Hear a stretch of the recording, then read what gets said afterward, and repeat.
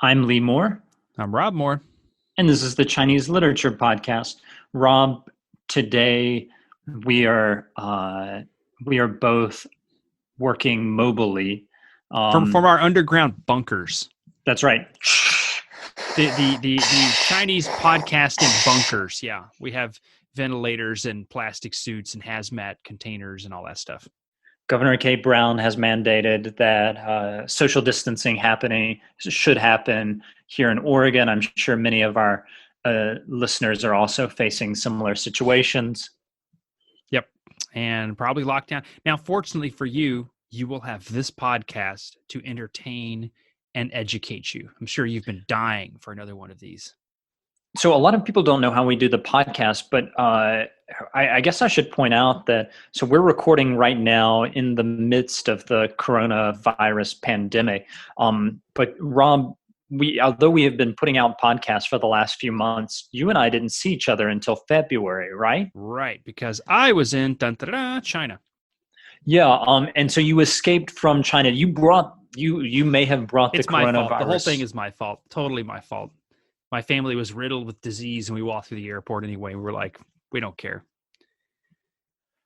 I'm kidding, of course. We went through self-quarantine here for 2 weeks and everything was fine. No temperature fluctuations. It's funny because so many people we meet are like, oh, wow. So it's kind of like out of the frying pan into the fire, huh? And we're like, yeah, no, not even close.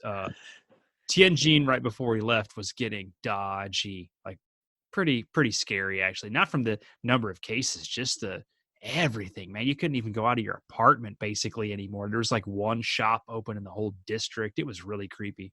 That was Here, the people's war on coronavirus, right? yeah, that was the People's War. Absolutely. They were waging a good one. Although, to their credit, the number of cases in Tianjin, the city where we were, I think they peaked at like 150 or something and then started to go down. In a city of 15 million, we thought at the time it was kind of ridiculous. Now looking back, I'm like, well, I don't know. They seem to have gotten rid of it pretty well. Well, Rob, while you sympathize with totalitarianism, Mm. should we go ahead and turn to today's special coronavirus themed topic? We should. And in fact, this comes courtesy of my wife, who took a picture of, there's propaganda posters all over China for this and that. But as you can imagine, there's tons dealing with the coronavirus. And one of the interesting ones she took a picture of is a rewriting of the Confucian classic, the San Zi Jing, the three-character classic, with coronavirus advice instead of the actual San Zi Jing.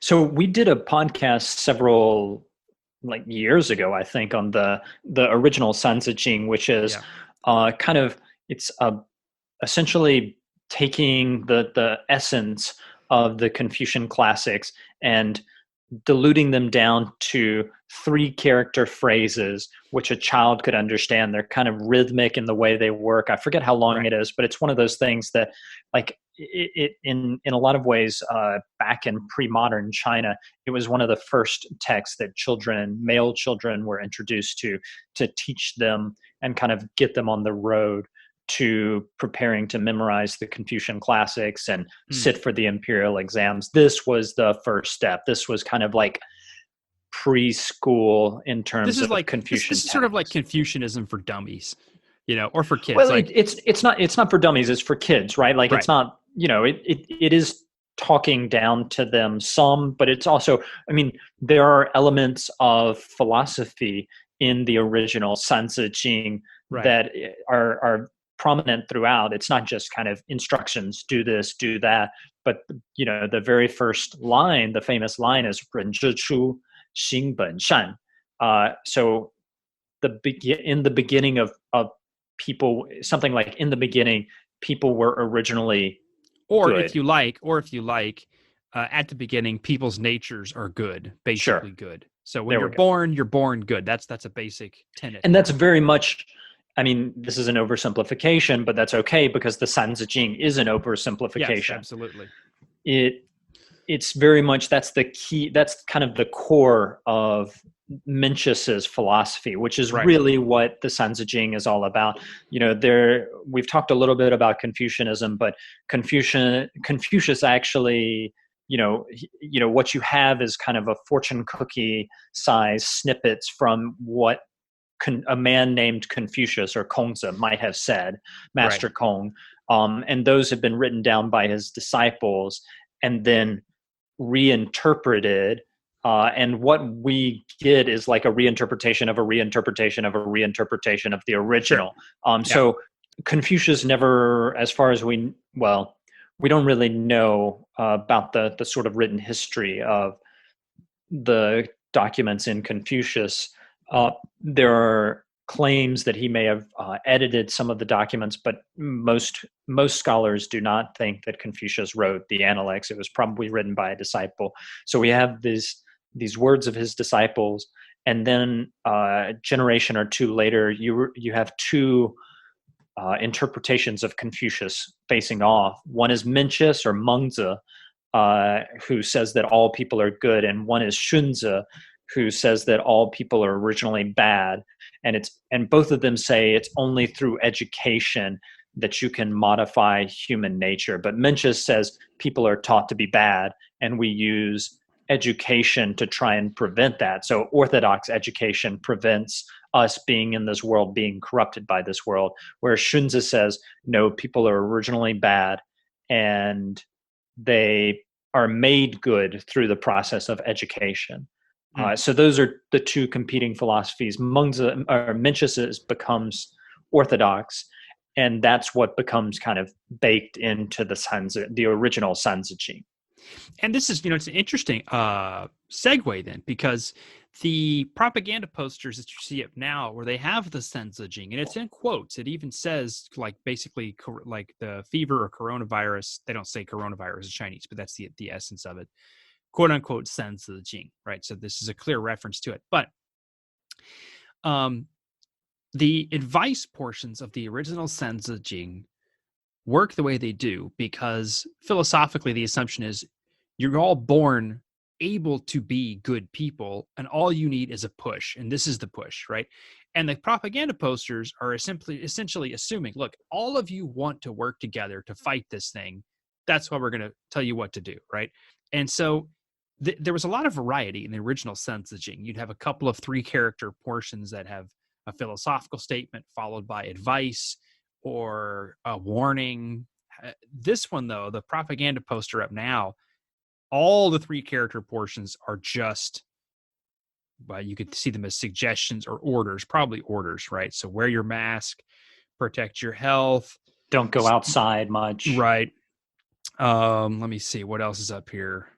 Like, can I just read some of it for you? We're going to put this on the website, but I just want to read some of it. 戴口罩张卫生勒小度要理征自体温类洗手畅通风健康有 So wear your face mask, think or talk about hygiene. How you're feeling, your health, right? Mm-hmm. Yeah.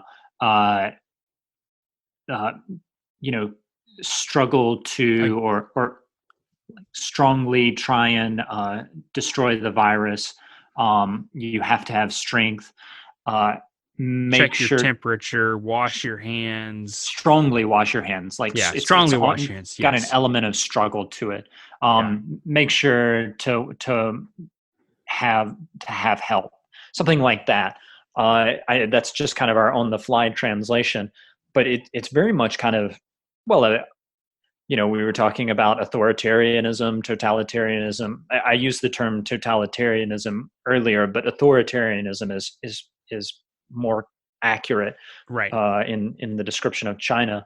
But this is very much. It feels like an authoritarianist document because instead of trying to convince you, there's no sort of rhetorical flourish. There's no sort of like persuasion. It's all about do this, do this, do this. It has this propagandistic element. Sure. And what's interesting though about it is why it even needs to have why it needs to be composed as a quote unquote San Zi Jing, because the original San Zi Jing is clearly not this kind of thing. In fact, its advice only works because people are told philosophically that they are something that maybe they don't think they are, right? Here, that's in some ways not necessary because we all know that there's a virus. We all know there's a lockdown. We all know there's a problem. So there's no real need to ground it in anything. But if that's the case, why does there even need to be a San Zi Jing? But that there's a reference to the classics here is still very important, right? Because it's not just a piece of propaganda, right? It's rooted in something deeper, something longer. That's the implication anyway, that the people drafting this didn't just put up a poster saying, go wash your hands. They're people who've read widely and in that sense should also be trusted because, this is a part of the tradition even. Yeah, I think that one of the reasons, so two reasons I have why it's necessary to turn the coronavirus warnings into San Zi Jing. One, it's very memorable and it's easy for a child to remember. And if Very you're trying true. to get Yeah. children to remember it, I think it's a fairly effective way. So that's just kind of the practical Lee speaking. The skeptical Lee I would suggest the only legitimizing force for the regime in Beijing has increasingly become nationalism, and nationalism grounded in this sense that China has this incredibly long history, and that's the wealth of the nation, this long history, and everything kind of has to reference that. So I think that this kind of having health advice turned into this fairly old children's classic strikes me as just a natural or an inevitable result of what would happen if you had a nationalist regime that was grounding its legitimacy in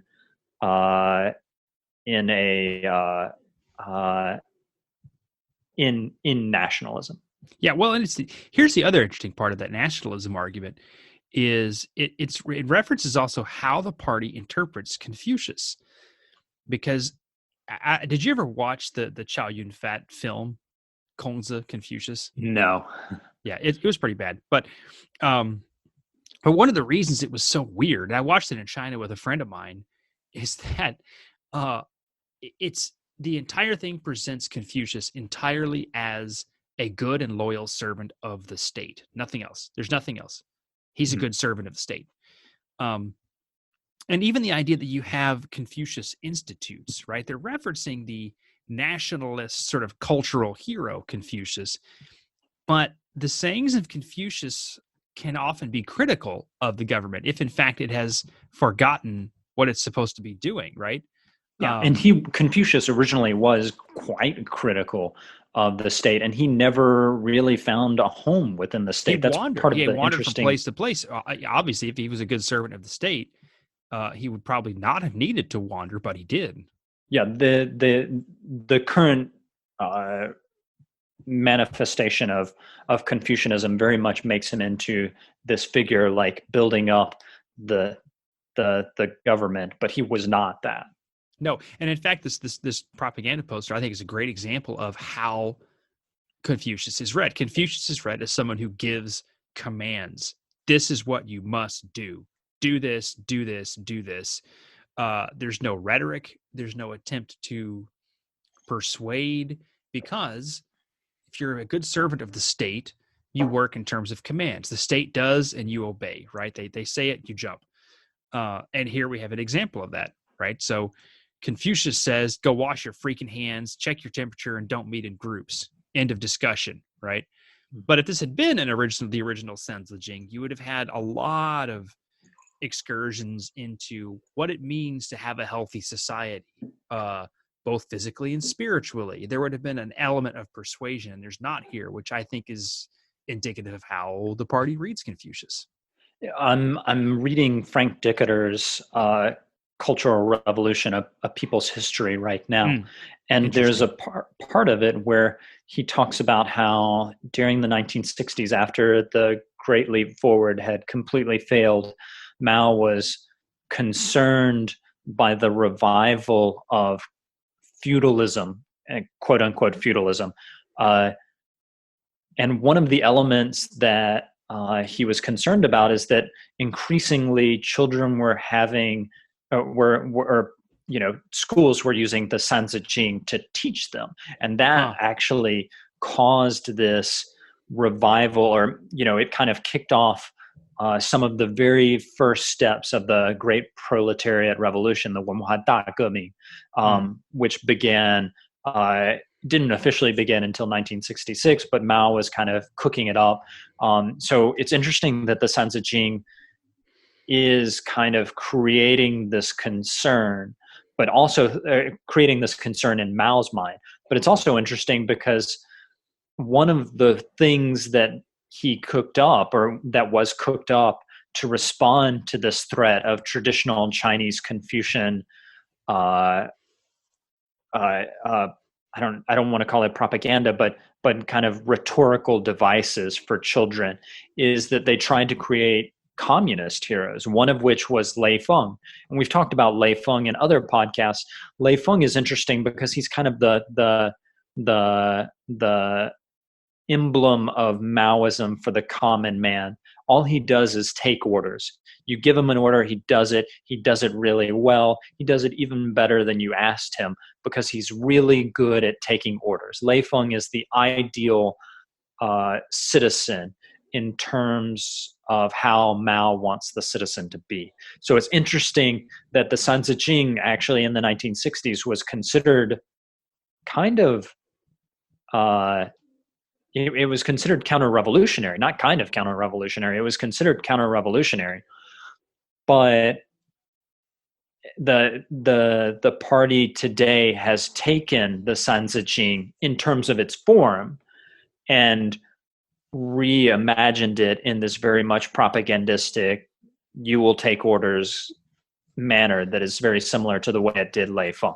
Right, and it's interesting too because you can ask the question, which destroys a great figure's presence in a culture more, to just say no, you can't read him anymore, or to completely repackage him in a way that makes him basically not who he is anymore. And in this case, you have the Confucius of the San Zi Jing giving everyone health advice. I mean, it's such an interesting way to do it because I can't. It would be like taking, I don't know, well-known passages of poetry in the Western tradition and making them all about like driving instructions or something. And the fact that that would even work in the first place is fascinating, right? But the idea that, Confucius exists to give us all advice and that's all, is kind of insidious because he rather than actually to give orders here, right?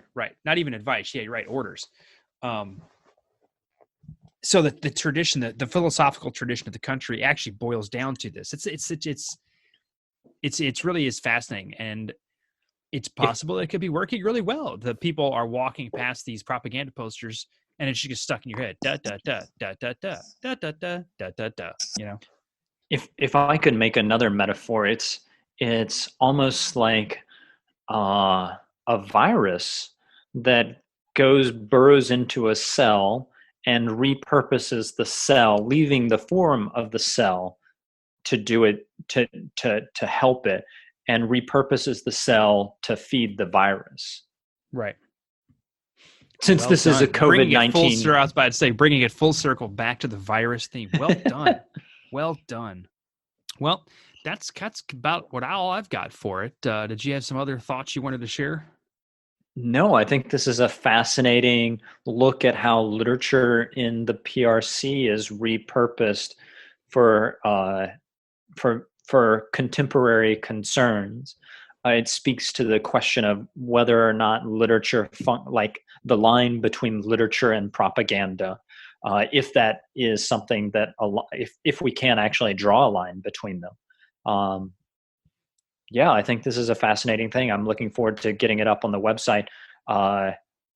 Take a look at it while you're sitting there in your home, hopefully staying safe. Yep. And if you're, since we're stuck at home a lot more, shoot us an email, shoot us a review online. Let's keep in touch a little bit. And if you've got stuff you'd like to say about this or questions, send us an email. If you haven't before, this would be a good time to start.